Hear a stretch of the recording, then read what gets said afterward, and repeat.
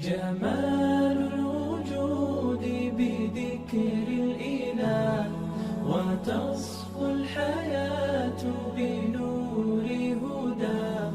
جمال الوجود بذكر الإله، وتصفو الحياة بنور هداه.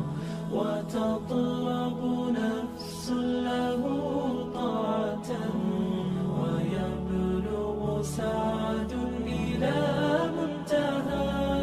فؤاد شغوف إلى ربه، أحب رضاه أحب لقاه. يظل يجيء إلى ربوة قرار، ويسمو وذا مبتغى. فلا لهو يثنيه عن سيره، ولا